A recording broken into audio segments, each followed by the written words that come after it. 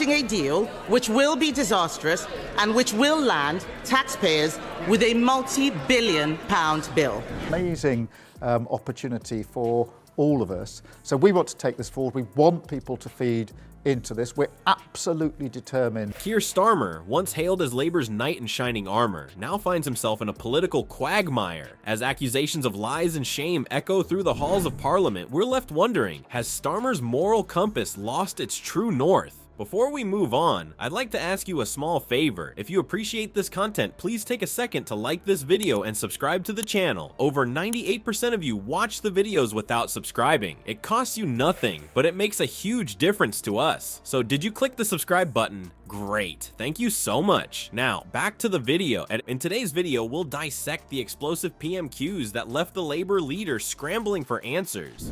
Why does the Prime Minister think British people should pay to surrender something that is already ours? I'm not surprised that many of them want a rerun. That isn't how our system works. There would be plenty of people who didn't want to see. From mysterious Mauritius dealings to the sudden resignation of a key ally, we'll uncover the truth behind Starmer's fall from grace. Stay tuned as we reveal the questions he couldn't or wouldn't answer. The plot thickens in the ongoing saga of Keir Starmer's political woes as a new controversy emerges surrounding his mysterious dealings with Mauritius. Just when we thought the Labour leader couldn't possibly face more scrutiny, he finds himself embroiled in a diplomatic dilemma that's raising eyebrows across Westminster. Our operation of a vital military base was under threat because of legal challenges. And then the final bit for this morning is the police indexing, the way that we count it across different police forces, because at the moment it's quite hard to get the order. At the heart of this latest storm is an accusation that sent shockwaves through the political establishment. The Prime Minister, never one to pull his punches, has accused Starmer of negotiating a secret deal to surrender British territory. It's a claim that, if true, could have far-reaching implications for UK sovereignty and military operations. The negotiations were started under the last government. The then Foreign Secretary... Examples of AI and scans and radiologists working together to achieve much greater results. Plenty of examples. But what's really going on here? Is this just another political mudslinging match, or is there substance to these allegations? The truth, as always in politics, is far from straightforward. The political analysts are divided on Starmer's intentions. Some suggest that his actions might be part of a broader strategy to enhance diplomatic relations. After all, in today's interconnected world, building bridges can be as important as maintaining borders, but others see a more sinister motive, painting Starmer's moves as politically motivated and potentially harmful to national interests. The timing couldn't be worse for Starmer. With the UK facing ongoing economic challenges, any perceived weakening of the country's global standing is bound to draw fierce criticism. And let's not forget the historical context here. UK-Mauritius relations have always been a delicate dance, with the UK maintaining a crucial military base on the island that's vital for regional security. Experts in diplomacy have been quick to point out the complexity of the situation. They're emphasizing the need for transparency and accountability in political negotiations,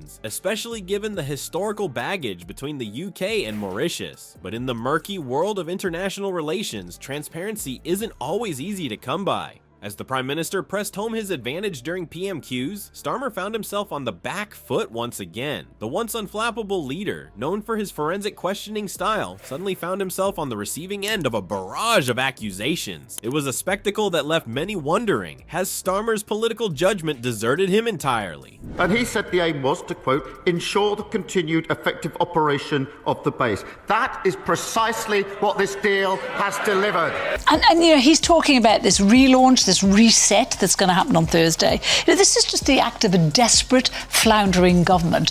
Just when Starmer thought his Mauritius troubles were the peak of his problems, a seismic shift within his own ranks has left Labour reeling. Tulip Siddiq, once considered a rising star and key ally of the Labour leader, has abruptly resigned amid a swirling corruption probe. The timing couldn't be worse for Starmer, as it coincides with the increased scrutiny of his own dealings. It's a double whammy that's left Westminster buzzing with speculation. inflation and the Labour Party in disarray. The sudden departure of Sadiq has sent shockwaves through the party, raising serious questions about the integrity of Starmer's leadership and the Labour Party's internal dynamics. It's not just the resignation itself that's causing concern, but the domino effect it's triggered within Labour's ranks. Speaker, there is no one he can blame for this dud deal except himself. At the budget, Labour were congratulating themselves for it's making sure that we can do the returns on the other and deploying 1,000 staff in to do that vital work. And that's why their numbers are so significant. Party members are now openly expressing their worries about the direction of the party and Starmer's ability to keep his inner circle intact. One Labour insider, speaking on condition of anonymity, painted a grim picture. It's like watching a house of cards collapse. Sadiq was seen as one of our strongest assets, and now she's gone. People are starting to wonder who's next. This sentiment seems to be echoing through the corridors of power, with whispers of discontent growing louder by the day. The historical parallels are hard to ignore. Labour has been here before, where high-profile resignations have led to seismic shifts in public perception and party dynamics. Remember the fallout from the Blair-Brown era, or the mass shadow cabinet resignations during Corbyn's tenure. Each time, the party's credibility took a hit. Now, with Sadiq's departure, Starmer finds himself treading the same precarious path. having the first female chancellor,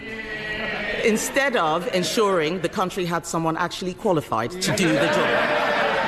Along. Now, it's been 150 days of Sir Keir Starmer as Prime Minister. It's been the kind of car crash that the M6 will be proud. But it's not just about the past. The present situation is equally, if not more, concerning. Statements from Labour Party members reveal a growing unease about Starmer's leadership. One senior figure, who preferred to remain unnamed, didn't mince words. The party's credibility is at stake here. Sadiq was seen as a beacon of hope for many of us. Her resignation raises uncomfortable questions about what's really going on behind closed doors.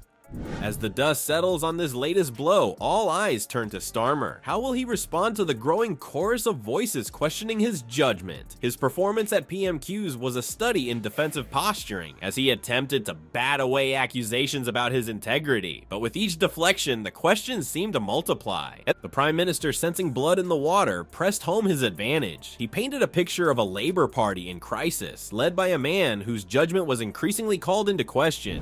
So this is a really important conversation to create that NHS of the future, a moment in our history. And that's what these policies are designed to achieve, and that's why the white paper will be published imminently. Starmer's responses, once known for their forensic precision, now seem to lack their usual bite. It was a spectacle that left many wondering, has the man once hailed as Labour's great hope lost his political mojo? As the dust settles on this latest political storm, we're left wondering, has Keir Starmer's moral compass truly lost its way? Or is this just another tempest in the teacup of British politics? The coming weeks will undoubtedly put Starmer's leadership to the test, but more than that, they'll challenge the very foundations of political accountability in the UK. Recent polls paint a grim picture for the Labour leader. A significant decline in public support suggests that voters are increasingly skeptical about Starmer's ability to lead effectively. This shift in public opinion could have far-reaching consequences for Labour's future electoral prospects. As the British public grapples with these revelations, the fate of the Labour Party, and indeed the role of the opposition, hangs in the balance. Will Starmer manage to weather this storm and regain the trust of the electorate, or will this mark the beginning of the end for his political career? Only time will tell, but one thing's for certain: the political landscape in Britain is shifting, and the aftershocks of this scandal may be felt for years to come.